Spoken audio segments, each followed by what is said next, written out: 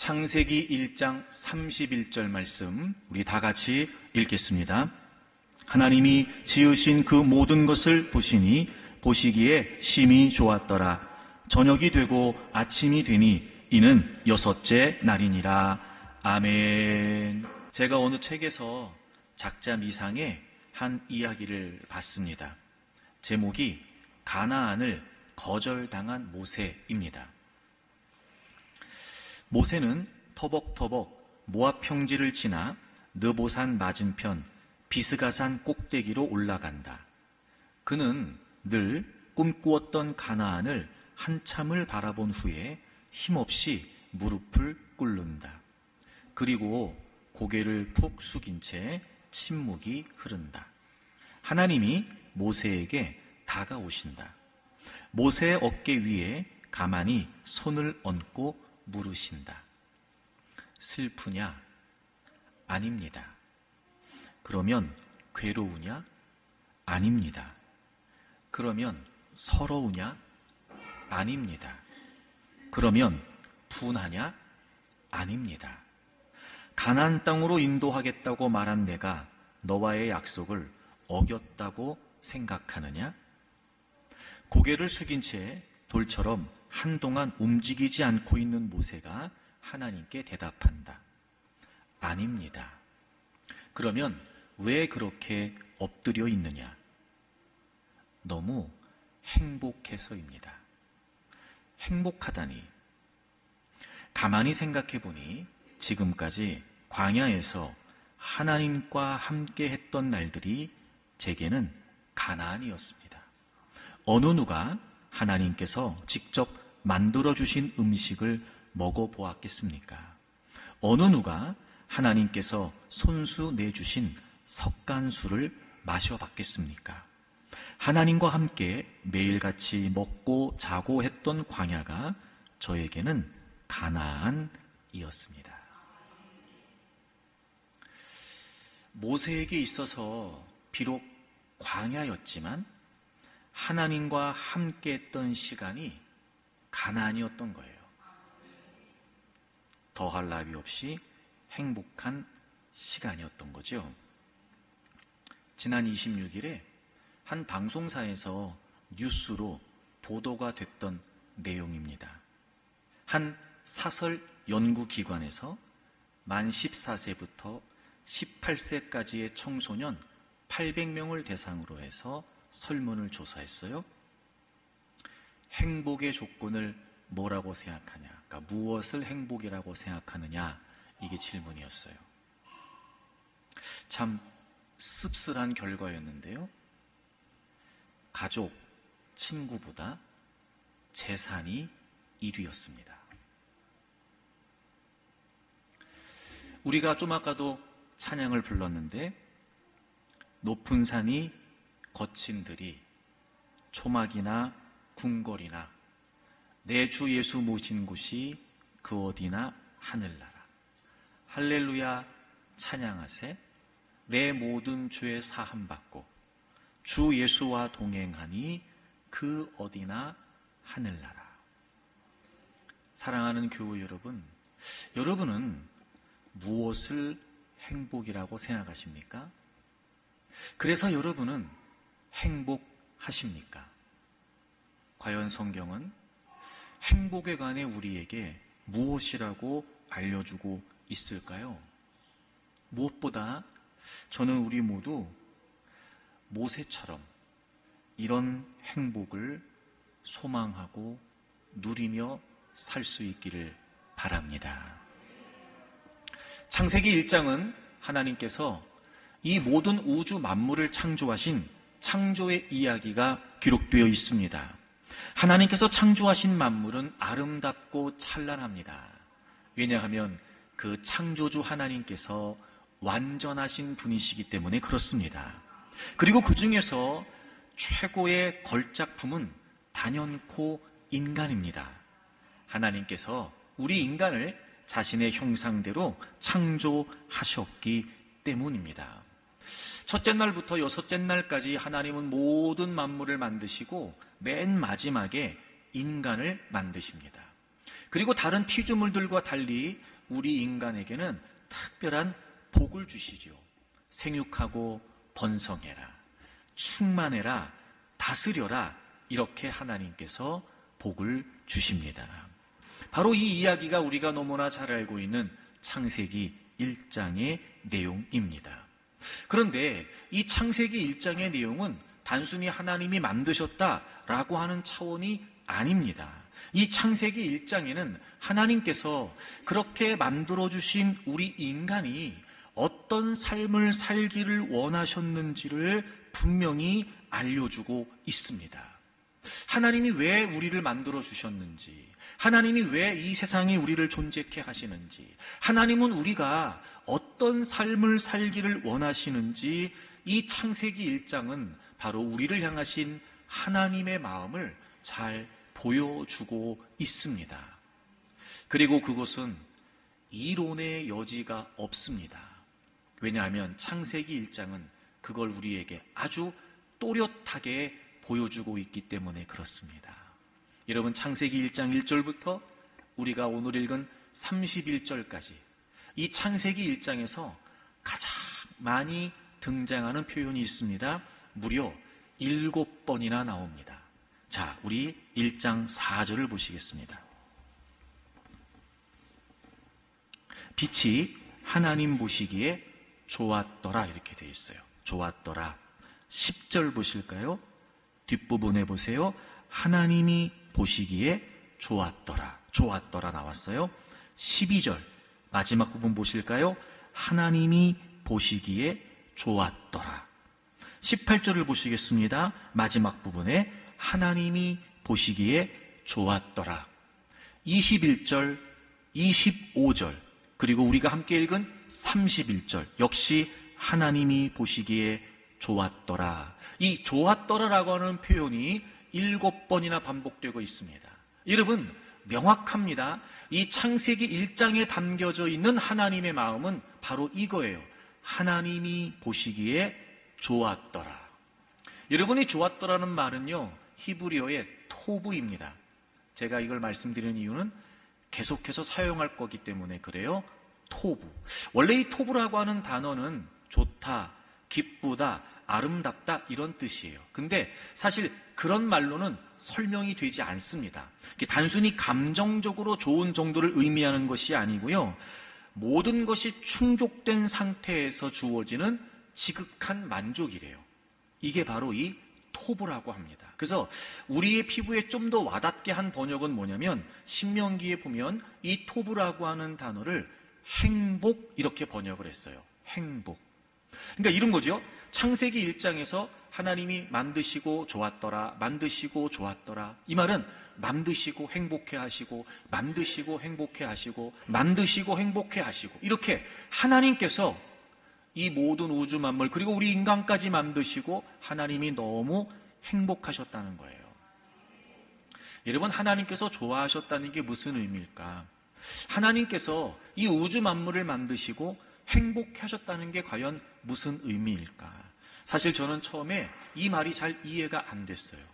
뭐가 도대체 좋으셨다는 걸까? 뭐가 도대체 그렇게 행복하셨다는 걸까? 그런데 제가 예전에도 한번 설명드린 적이 있었던 것 같은데, 제가 어떤 목사님의 책을 보다가 이 창세기 1장에 좋았더라를 이렇게 설명하는 내용을 제가 보고, 아, 그래, 맞다. 이것이 바로 하나님의 마음이구나 라는 걸 제가 깨달았던 적이 있었습니다. 그 얘기는 바로 이런 얘기입니다. 어떤 아버지가 아들에게 집을 지어주기로 한 거예요. 집을 지어주기로 한 거예요. 여러분, 집을 지으려면 제일 먼저 뭐부터 해야 될까요? 땅을 사야 되죠, 땅을. 아버지가 땅을 샀어요. 그리고 너무 좋았어요. 그리고 이제 공사를 시작을 해요. 기초를 세우기 위해 땅을 파겠죠. 그렇게 하루하루 공사가 진행되는 모습을 보면서 이 아버지가 너무 좋았던 거예요. 기초가 세워지고 외벽이 올라가고 지붕이 만들어지고, 아버지가 그 모습을 보면서 너무 행복한 거예요. 외벽을 칠하고 내부에 인테리어를 하고 그리고 가구를 들여놓고, 그리고 아버지가 너무 행복했던 거예요. 여러분, 이 이야기에서 아버지가 그렇게 행복한 이유가 뭘까요? 그렇게 집을 지으면서 아버지가 만족하고 좋아했던 이유가 뭘까요? 아버지 때문에 행복한 걸까요? 그게 아니죠. 지금 그 집을 누구한테 주는 거예요? 아들한테. 그러니까 아버지는 땅을 사면서부터 집이 지어질 때까지 무슨 생각하고 있는 거예요? 아버지가 이렇게 아버지가 이렇게 정성을 들여서 멋지게 만들어 놓은 그 집안에 아들이 행복하게 살아갈 것을 생각하면서 아버지도 행복했던 거예요.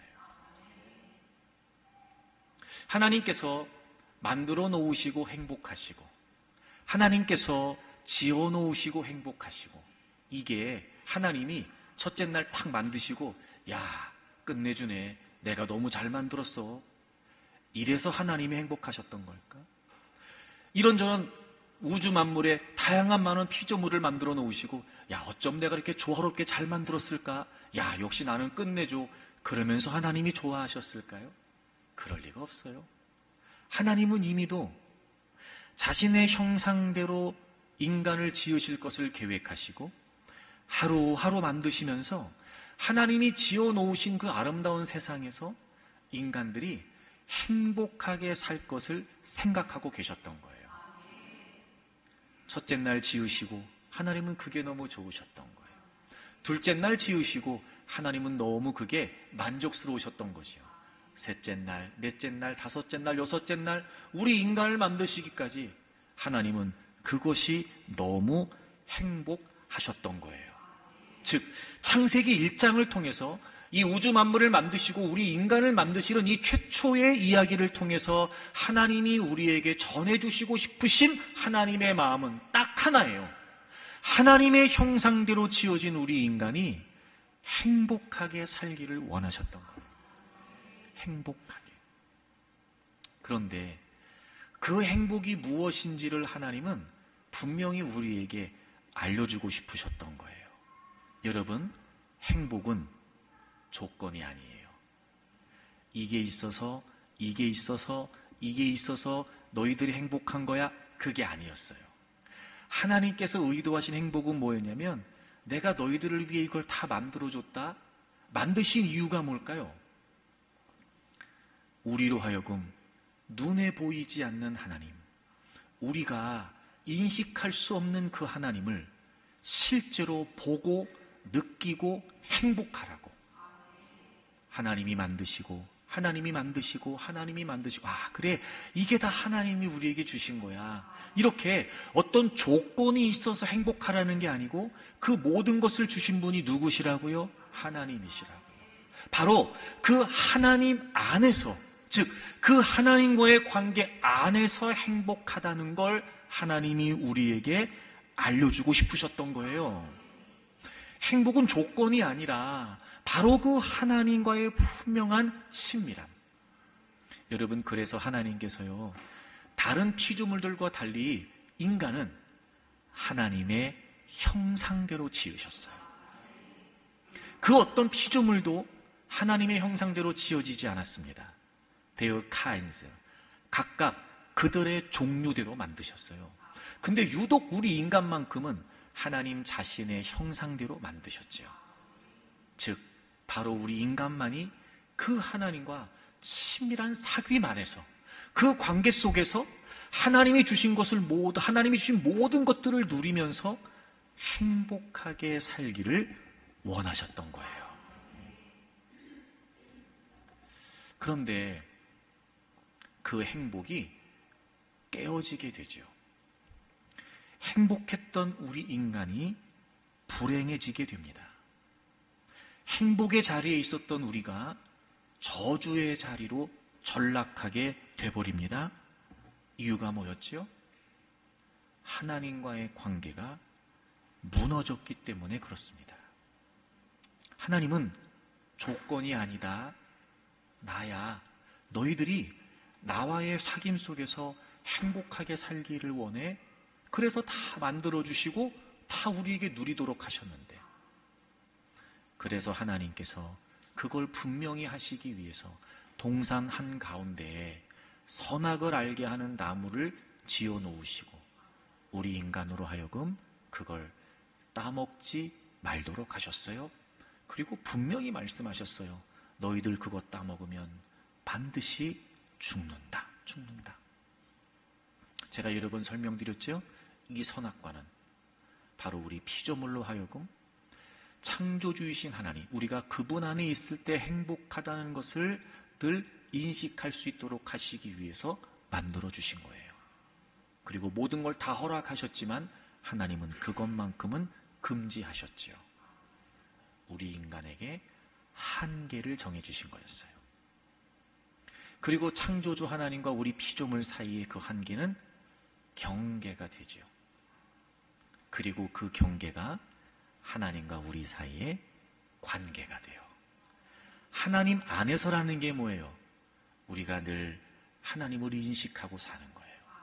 즉 조건이 행복이 아니라 내가 하나님 안에 있을 때, 그 하나님과의 친밀함 안에 있을 때 우린 행복하게 살 수 있다. 하나님이 주신 것 때문이 아니라 하나님 때문에 행복한 것이다. 이걸 우리에게 인식하도록 하시기 위함이었어요. 근데 우리 인간이 그 한계를 넘어서게 되죠. 그 경계가 무너지게 돼요. 그래서 결국 그 관계가 깨어지게 되고, 그래서 우리 인간의 행복이 무너지고, 그리고 불행이 시작됐습니다. 여러분, 행복이 조건이 아니고 하나님 안에서 이 하나님과의 관계라고 하는 사실은요, 인간의 행복이 깨어지고 난, 인간이 하나님과의 관계가 무너지고 난 뒤의 모습을 보면 명확히 드러납니다. 여러분, 창세기 3장을 좀 보실까요? 인간이 죄를 짓고 타락을 합니다. 그리고 창세기 3장 8절을 보세요.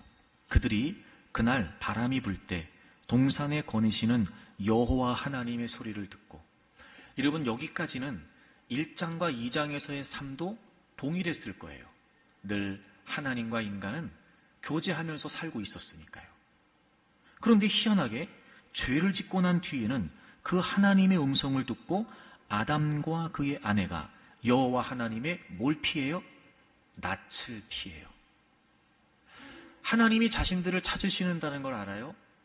그전과 동일하게 하나님이 자신들을 부르신다는 걸 알아요. 그런데 어찌 된 일인지 그들은 하나님의 낯을 피해요. 즉 지금 숨어서 도망다니고 있는 거예요. 하나님의 낯을 피하여 동산 나무 사이에 숨습니다. 그리고 하나님께서 그들을 찾으셨음에도 불구하고, 하나님이 그들을 부르고 계심에도 불구하고 10절 보세요. 이르되 내가 동산에서 하나님의 소리를 듣고 내가 벗었으므로 두려워하여 숨었나이다. 이렇게 되어 있어요. 여러분, 이 10절에서 우리 성경은 하나님의 소리라고 되어 있는데 원문은 당신의 소리예요. 이미 관계가 깨어져 버린 거예요. 하나님과 하나였어요. 하나님 안에 있었어요. 분명한 연합이 있었죠. 근데 이제 그 하나님의 소리가 그들로 하여금 두려운 소리가 됐고, 그래서 그 하나님의 낯을 피할 수밖에 없게 된 거예요. 자신들을 찾으신다는 것을 알고 있었으나 그들은 숨을 수밖에 없었던 거예요. 자, 여러분 잠깐 저를 보시겠어요? 아담과 하와가 죄를 짓고 에덴 동산의 모든 조건들이 다 없어졌지요. 아담과 하와가 죄를 짓고 에덴 동산이 다 파괴돼 버린 거죠. 아니요. 그대로 있었어요. 근데 희한하죠. 그들은 두려웠고, 그들은 부끄러웠고, 그들은 하나님을 피했어요. 죄를 짓고 하나님과의 관계가 깨어지면서 그들은 그렇게 행복했던 에덴 동산, 그렇게 친밀했던 하나님 다 무너져 버린 거예요. 행복은 조건이 아니에요. 행복은 하나님과의 관계였어요. 바로 인간이 죄를 짓고 그 하나님과의 관계가 파괴되면서 행복한 삶이 무너지게 되었습니다.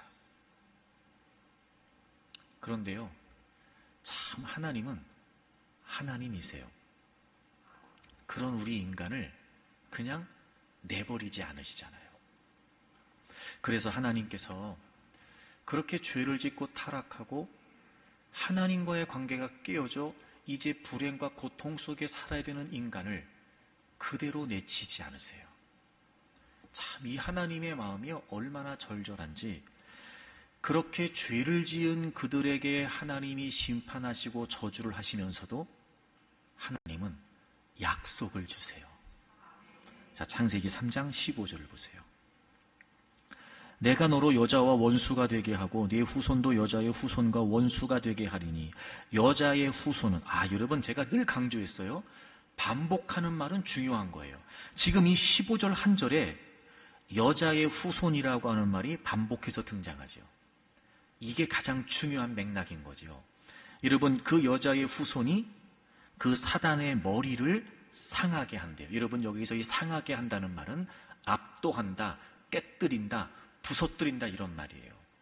그럼 여자의 후손이 사단의 머리를 부서뜨린다, 이게 무슨 말이겠어요?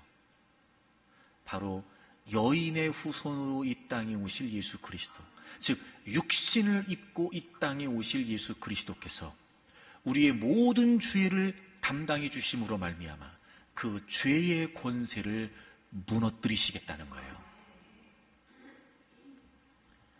하나님은 그렇게 하나님과의 관계가 깨어져 이제 불행 속에 살아가야 되는 그 인간에게 하나님은 소망의 약속을 주세요.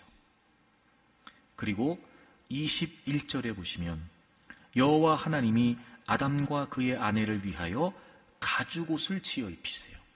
여러분, 하나님께서 그냥 말로만 약속하신 게 아니었고요, 실제로 하나님이 그 약속을 몸소 확증시켜 주세요. 보여주세요. 가죽옷, 즉 짐승을 잡아서, 짐승을 희생시켜서 그 짐승의 가죽을 벗겨서 옷을 만들어서 아담과 하와에게 입혀주셨어요. 아담과 하와가 죄를 짓고 타락한 다음에 자신들이 벌거벗었다는 사실을 알고 수치심을 느끼게 되지요. 그래서 어떻게 했어요? 무화과 나무 잎으로 나름대로 치마를 만들어서 입고 있었어요. 근데 하나님이 그걸 벗기셨어요. 그리고 하나님이 직접 만들어주신, 하나님께서 만들어주신 가죽옷을 입혀주셨어요. 바로 이 짐승옷은 우리의 모든 죄를 위해 희생하실 예수 그리스도를 예표하는 사건이에요. 자, 보세요, 여러분. 행복은 조건이 아니에요. 하나님과의 관계 안에, 그 하나님과의 사귐, 하나님과의 친밀함, 즉 하나님 안에서였어요. 그런데 우리 인간이 죄를 짓고 그 하나님과의 관계가 깨져버리면서 우린 불행한 삶을 살게 됐단 말이에요. 그럼 그 불행의 원인이 뭐예요? 죄예요. 그 불행의 원인이 뭐예요? 즉 하나님과의 관계를 깨뜨려 버려서 우리가 불행할 수밖에 없었던 이유가 뭐예요? 죄지요. 근데 하나님께서는 그 죄를 다 해결해 주실 것을 미리 약속해 주신 거예요. 이게 무슨 의미겠어요? 다시 우리가 하나님 안에서 행복하게 살기를 원하셨던 거예요. 그럼 보세요.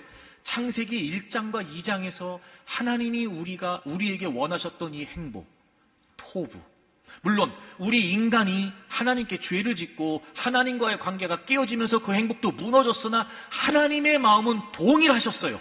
여전히 하나님의 형상이 깨어졌으나 그럼에도 불구하고 우리 인간이 하나님 안에서 이제는 회복된 관계를 통해서 역시 우리가 행복하게 살기를 원하셨던 거예요.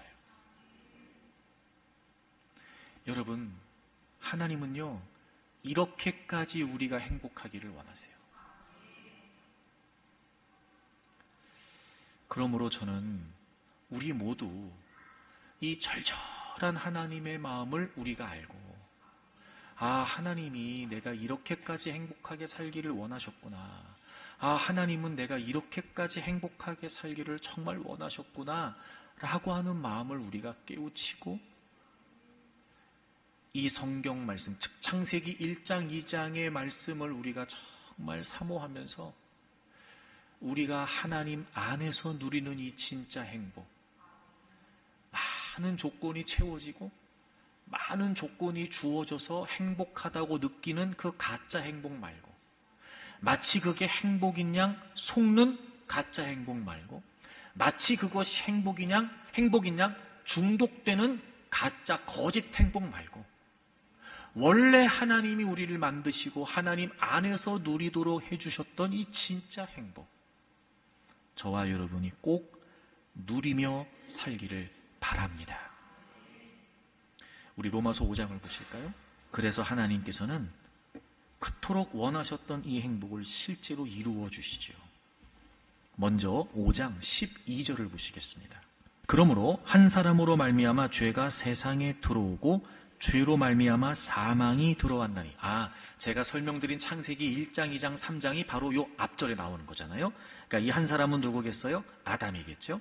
아담으로 말미암아 죄가 세상에 들어왔고 죄로 말미암아 사망이 이 땅에 들어왔어요. 그리고 이와 같이 in this way, 이런 방식으로 모든 사람, 아담의 후예인 모든 사람이 죄를 짓게 되고 결국 사망이 모든 사람에게 이르게 돼요. 이게 창세기 1장, 2장, 3장이에요. 여러분, 여기에서 죄가 들어와서 사망이 들어왔고 우리 모두가 죄인이고 그래서 우리 모두는 사망이래요. 여러분, 아담이 죄를 짓고 세상에 죄가 들어와서 그 죄로 말미암아 사망이 들어왔대요. 근데요, 아담이 죄를 짓고 죽지 않았어요. 죄를 짓고 몇백 년을 살았어요. 우리도 죄인이잖아요. 근데 분명히 죄 때문에 우리도 모든 사람에게 사망이 주었다고 그랬는데 우리도 지금 다 이렇게 눈 뜨고 살잖아요. 여기에서 말하는 사망은 뭘까 그러면, 여기에서의 말하는 사망은 그러니까 우리가 육체적으로 호흡이 끊어지는 꽥, 이게 아닌 거예요. 아담도 죄를 짓고 살았고 우리도 지금 죄인인데 죄를 짓고 살잖아요. 여기에서의 사망, 여기에서의 죽음이라는 건 바로 하나님과의 분리를 말해요. 깨어진 하나님과의 관계 말이에요. 그래서 로마서 3장에 모든 사람이 죄를 지었기 때문에 하나님의 영광에 나아갈 수 없다 그랬어요.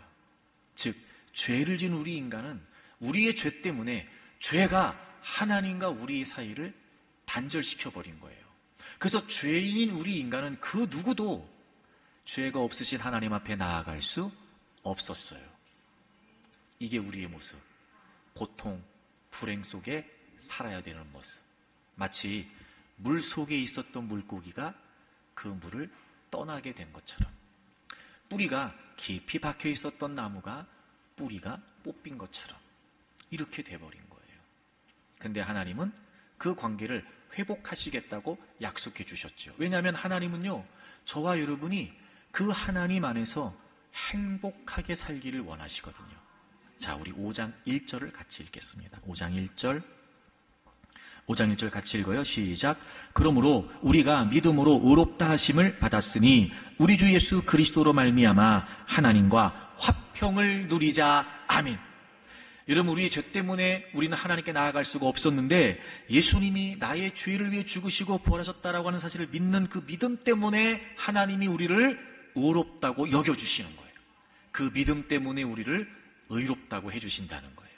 여러분 모두 예수님을 여러분의 구주와 주님으로 믿으시지요? 여러분 정말 예수님을 여러분의 구주와 주님으로 믿으시지요? 그럼 이제 우리는 믿음으로 의롭다 하심을 받았어요. 그러니까 아까는 예수님 믿기 전에는 우리의 죄 때문에 우리가 하나님께 나아갈 수 없었어요. 즉 하나님과의 관계가 깨어져 있었단 말이에요. 그런데 이제 그 예수님을 믿음으로 다시 하나님과의 관계가 어떻게 됐겠어요? 회복됐겠지요. 그걸 뭐라고 말해요? 하나님과 화평하게 됐다는 거예요. 화평. 여러분, 여기서 화평은 헬라어의 에이레네예요. 이 에이레네는 히브리어의 샬롬의 헬라식 표현이에요. 샬롬은 바로 깨어진 하나님과의 관계가 다시 회복되는, 예수 그리스도를 통해서 단절되어 있었던 하나님과의 관계가 하나가 되는 것을 샬롬이라고 말해요. 구약의 샬롬, 그리고 우리 신약 성경의 에이레네, 바로 이 샬롬과 화평이라고 하는 단어는 같은 뜻이에요. 그러니까 곧 이 말은 제가 아까 토부 말씀드렸잖아요. 이 토부가 하나님 안에서의 토부였는데 하나님과의 관계가 깨어지면서 이 토부도 무너져 버렸어요. 근데 그 근본적인 원인이 되는 죄를 하나님께서 예수님을 통해서 해결해 주셨고, 다시 하나님과의 관계가 샬롬, 에이레네가 됐어요. 그러니까 곧 이 샬롬과 에이레네는 토부인 거예요. 그런 걸 보면 여러분 이제 한 가지는 명확해졌어요. 행복의 답은 예수 그리스도예요. 제가 자꾸 얘기하는데 오늘 계속 얘기할 건데, 행복은 조건이 아니에요. 행복은 하나님과의 관계, 상태예요. 진짜 행복은, 진짜 토부는 샬롬이고 에이레네예요. 그래서 예수님께서 우리에게 행복을 주시는 진정한 답이 되신 거예요. 왜냐하면 그분께서 우리의 모든 죄를 짊어지시고 화목 제물이 되어주셨거든요. 다시 말하면 이제 이런 거예요. 그러므로 예수님을 구주와 주님으로 믿는 여러분들에게는 이미 이 토부가 회복된 거예요.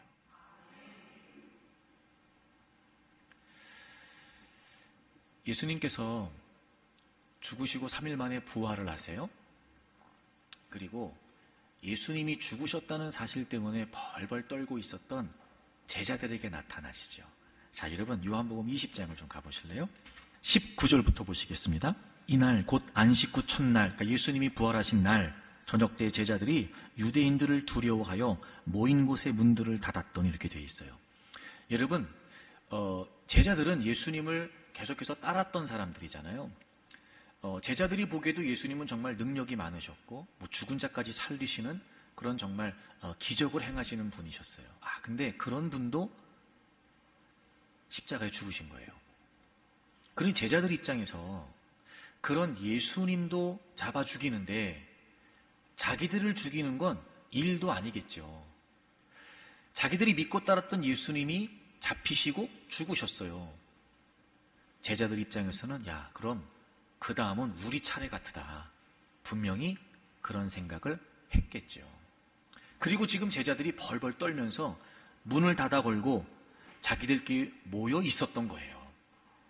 그때 예수님께서 나타나세요. 자, 19절. 그리고 뭐라고 말씀하세요? 이르시되 너희에게 평강이 있을지어다.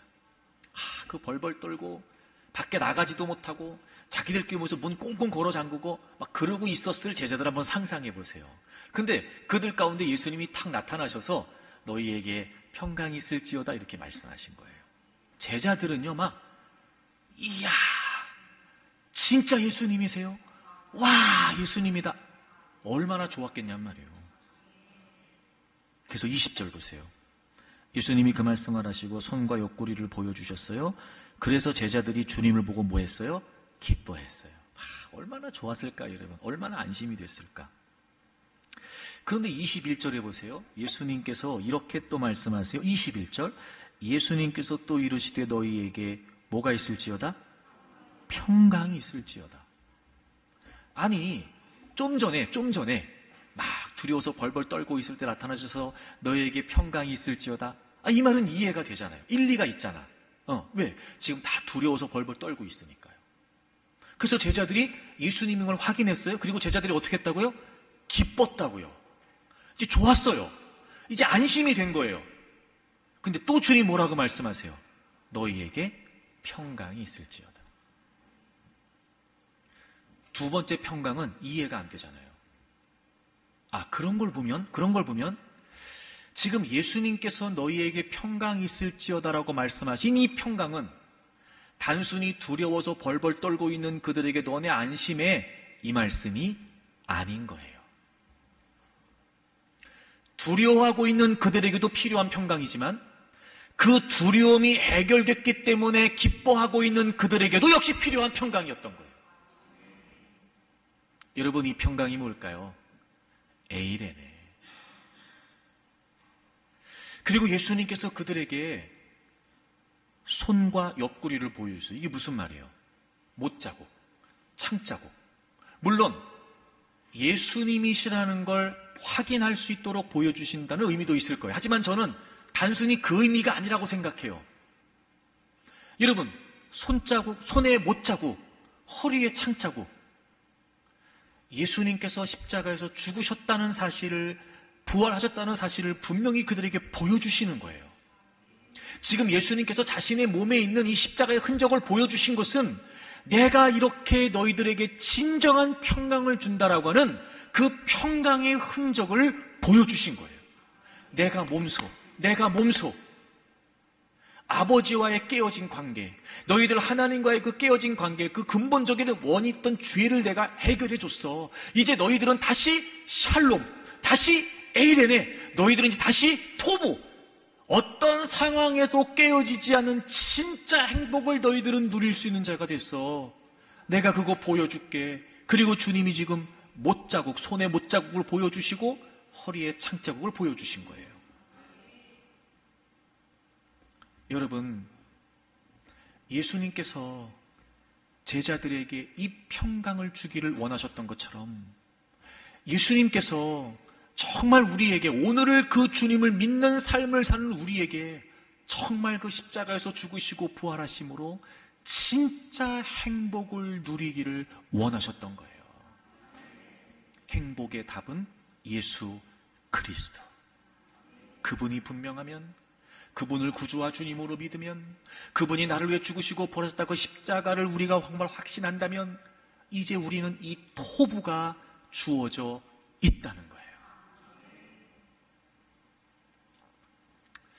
그런데 한 가지 문제가 뭐냐면 우리가 여전히 세상에 산다는 거예요.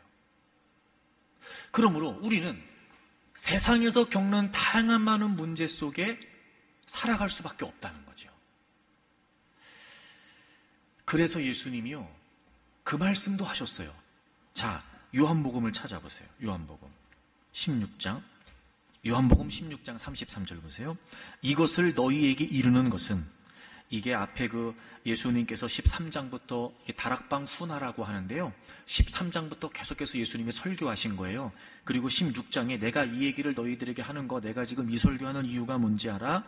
너희로 내 안에서, 그게 누구 안에서라는 거예요? 주님 안에서죠. 내 안에서 평안을 누리게 하려 함이라. 여러분, 여기 평안은 뭘까요? 에이레네, 토부를 말해요. 너희들 내 안에서 행복한 삶을 누리게 할 거야. 그러면서 뭐라고 말씀하세요? 그런데 세상에서는 너희가 환난을 당하나 담대하라, 내가 세상을 이기었노라. 여러분, 주님의 이 말씀을 보면은 확연히 대조가 되죠. 내 안에서, 세상에서. 자, 저를 보세요. 이 땅에 살아가는 사람은 두 종류의 사람입니다. 물론 그 두 종류의 사람은 모두 세상에서 삽니다. 우리도 세상에서 살아요. 모든 사람은 지금 세상에서 삽니다. 그런데요, 세상에 살지만 세상 속에 사는 사람들이 있어요. 그런데 세상에 살지만 주님 안에서 사는 사람이 있어요. 그러니까 세상에 사는 우리는 모두 다 환난을 겪을 수밖에 없어요. 다시 말하면 우리의 감정, 우리의 감각, 우리의 생각, 아프고 괴롭고 두렵고 슬프고 이렇게 살아갈 수밖에 없어요. 우리는 세상에 사는 모든 사람이 그렇거든요. 근데 세상에 사는 사람들 중에 세상에 속해 있는 사람들은 여전히 그 두려움 속에 살아요. 여전히 그 불안함 속에 살아요.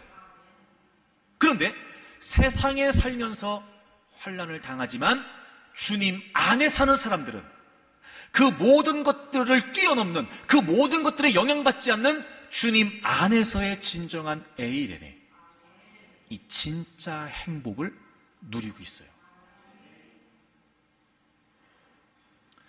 여러분, 우리는요, 세상에 살지만 세상 속에 있는 자들이 아니라 세상에 살지만 주님 안에 있는 자들이에요.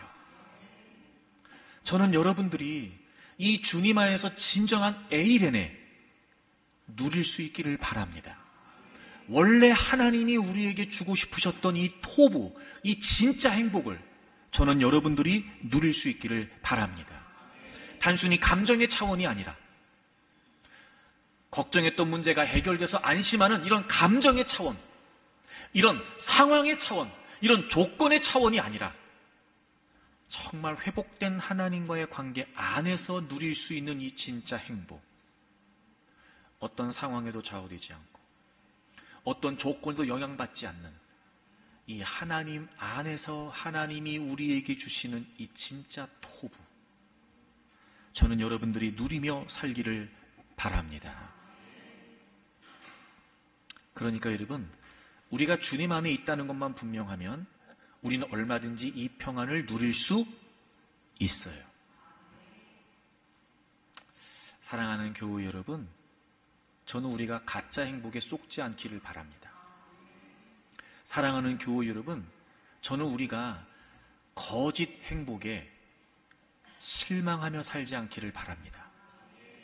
이제 하나님이 우리가 행복하기를 얼마나 원하시는지 알았고, 물론 우리의 죄 때문에 하나님과의 관계가 깨어져 있으나 그 진짜 행복의 답이 되시는 예수 그리스도를 믿는 것도 분명하니 이제 우리 안에 이루어져 있는 이 진정한 샬롬, 이 진정한 에이레네, 가짜 토부가 아니라 진짜 토부, 저는 여러분들이 누리며 살 수 있기를 바랍니다. 그럼 행복의 답이 예수님이라면 구체적으로 우리가 어떻게 하면 이 행복을 누리며 살 수 있을까? 이 행복의 매뉴얼이 과연 뭘까? 매뉴얼이. 자, 신명기 10장 찾아보세요. 신명기 10장 12절을 보세요. 이스라엘아, 네 하나님 여호와께서 네게 요구하시는 것이 무엇이냐? 곧 네 하나님 여호와를 경외하여 그의 모든 도를 행하고 그를 사랑하며 마음을 다하고 뜻을 다하여 네 하나님 여호와를 섬기고. 자, 13절 같이 읽습니다. 시작. 내가 오늘 네 행복을 위하여 네게 명하는 여호와의 명령과 규례를 지킬 것이 아니냐. 아멘. 여기에 행복이라고 번역된 이 단어가 바로 창세기 1장에 가장 많이 등장하는 토부입니다. 행복의 답은 예수 그리스도예요. 행복의 매뉴얼은 성경입니다. 자, 보세요. 12장에서 하나님이 너에게 요구하시는 것이 무엇이냐? 곧 내 하나님 여호와를 경외. 여러분이 경외라고 하는 건요, 관계에서 비롯되는 거예요. 그러니까 하나님에 대한 거룩한 두려움이잖아요. 즉 하나님이 누구신지를 알면서 그 하나님을 하나님으로 대하는 게 경외예요. 관계예요. 관계, 여러분. 이건 그 다음 보세요. 그 모든 도를 행하라고 되어 있지만 그 뒤에 그를 뭐 하래요? 사랑, 관계예요. 마음을 다하고 뜻을 다한다, 섬긴다. 이게 뭐예요? 관계예요. 우리가 하나님 백성으로서 회복된 하나님과의 관계 안에서, 그 관계 안에서 하나님이 어떤 분이신지를 알면 돼요. 하나님이 어떤 분이세요? 우리에게 행복을 주신 분이세요. 하나님이 어떤 분이세요? 우리에게 복을 주시는 분이시라니까요. 생육해라, 번성해라, 충만해라, 다 누려라. 이거 다 누가 주신? 하나님이 주신 거예요. 하나님이. 그리고 여러분 14절 보세요. 14절. 하늘과 모든 하늘의 하늘과 땅과 그 위의 만물은 본래 네 하나님 여호와께 속한 것이로되. 여러분 창세기 1장 생각나지 않으세요? 이 모든 만물을 누가 지으셨다고요? 하나님이. 그리고 그 모든 걸 다 누구에게 주셨어요? 우리 인간에게. 이 창조하신 이유가 뭐라고요? 하나님 알도록, 눈에 보이지 않는 하나님을 알도록, 하나님 안에서 우리가 행복하다는 걸 인식하도록, 그 모든 관계 속에서, 그 하나님과의 관계 속에서 이제 하나님이 정말 우리에게 주시기를 원하셨던 그 토부, 뭐 하면 된다고요? 하나님의 명령과 규례를 지키라는 거예요. 저는 여러분들이 이걸 또 어떤 그런 기계적인 혹은 교리적인 혹은 어떤 의식적인 그런 차원에서의 순종으로 이해하지 않았으면 좋겠어요. 여러분, 이게 무슨 말일까? 하나님의 말씀대로, 그러니까 즉 행복의 답은 예수 그리스도신데 행복의 매뉴얼이 성경이다. 이게 무슨 말일까요? 제가 늘 여러분에게 신앙생활의 가장 중요한 본질은 주님과의 친밀함이라고 그랬어요. 여러분, 우리에게 성경을 주신 이유는 단순히 뭘 한다 안 한다의 차원 이전에 그 성경이 우리와 하나님 사이에 관계가 돼요. 그러니까 이런 거죠. 행복의 매뉴얼은 성경인데 행복의 답이 누구시라고요? 예수님. 다시 말하면 우리가 예수 그리스도를 믿음 안에서 말씀과 기도를 통해 하나님과 교제하는 과정에 이 행복의 매뉴얼이 되는 성경을 통해 그 주님을 우리가 경험하게 되는 거예요. 그러면 아무리 힘들고 아무리 어렵고 아무리 고통스럽고 아무리 괴로운 현실에서도 그 행복의 답이 되시는 예수 그리스도를 경험하면서 우리는 얼마든지 에이레네와 샬롬을 누리며 살 수 있게 된다는 거죠. 자, 여러분 시편 19편을 가보실래요? 시편 19편에 성경이 어떤 건지를 우리에게 알려줘요. 자, 시편 19편 7절 보세요. 7절. 여호와의 율법은 완전하여, 하나님의 말씀은요, 이 성경은 완전하대요. 그래서 영혼을 뭐 한대요? 소성시킨대요. 여러분, 여기에 영혼이라고 번역된 이 단어는 마음, 정신, 생명, 이걸 다 포함해요. 그래서 이 영혼이라고 번역된 단어는 바로 우리 인간의 전인격을 말해요. 우리 인간의 전인격, 이걸 뭐 한대요? 소성, 다시 회복한다는 거예요. 다시 일으켜 세워준다는 거예요. 소성. 여러분, 우리가 세상에 살면서 여러 가지 많은 상황들을 겪어요. 깨어지고 부서지고 무너지고 그럴 때가 얼마나 많은지 몰라요. 근데요, 이 완전한 하나님의 말씀이 우리의 몸과 마음을, 우리의 전인격을 어떻게 하신대요? 다시 살려주신대요. 기가 막히죠, 여러분. 그 다음 보세요. 여호와의 증거는 확실하여 우둔한 자를 어떻게 한대요? 지혜롭게. 여러분, 이 지혜라고 하는 말은 통찰력, 분별력을 말해요. 인사이트. 이 하나님의 말씀은요, 우리에게 인사이트를 줘. 그러니까 우리의 육안으로 보이지 않는 또 다른 것들을 보게 한다는 거예요. 통찰. 그러니까 눈으로 보는 것만 봤을 때는 괴로워요. 근데 말씀을 통해 하나님의 통찰로 보면, 하나님의 지혜로 보면 이게 괴로운 게 아니에요. 그 다음 8절. 여호와의 교훈은 정직하여 마음을 어떻게 한대요? 기쁘게 한대요. 여러분, 이 정직하다는 말이 무슨 말이냐면 올곧다, 이런 뜻이에요.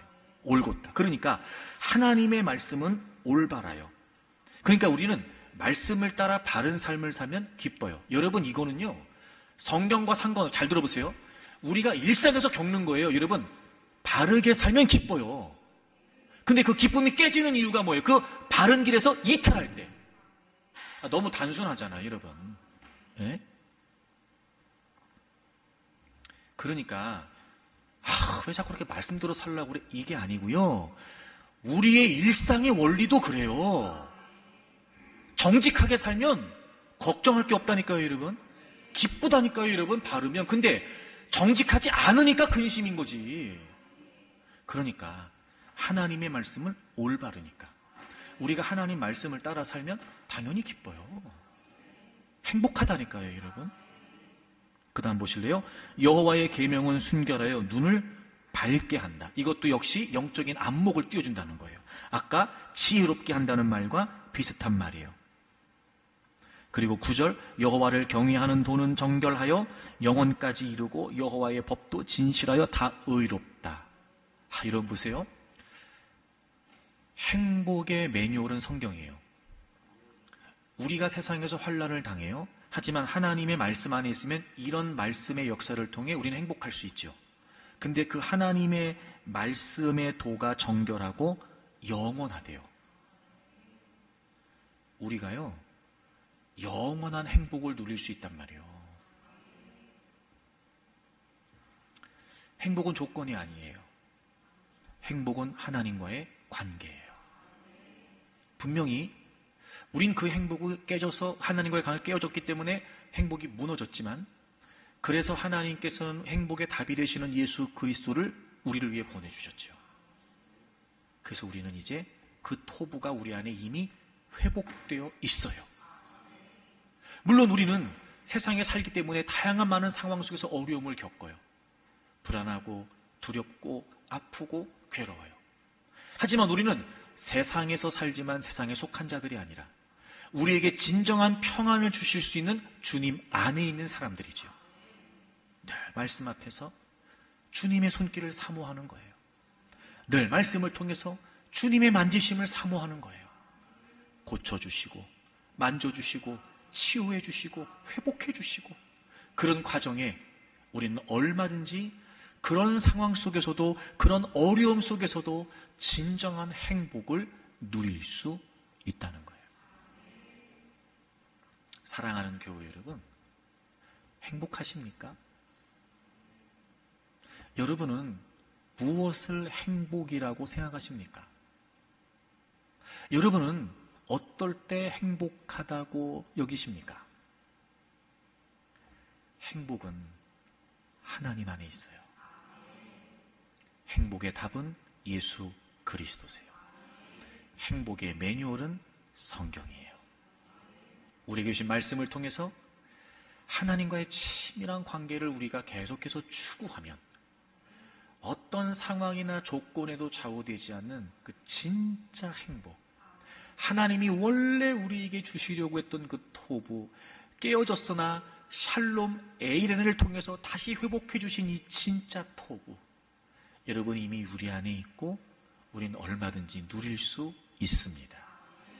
저는 여러분들이 더 말씀 앞에 나아오고 말씀을 통해 더 주님을 가까이 하고 그렇게 날마다 그 말씀과 기도의 시간들을 통해서 주님과 가까워지고 더 가까워지고 더 가까워지면서 저는 여러분들이 그 주님의 따스하고 등하신 손길을 경험할 수 있기를 바랍니다.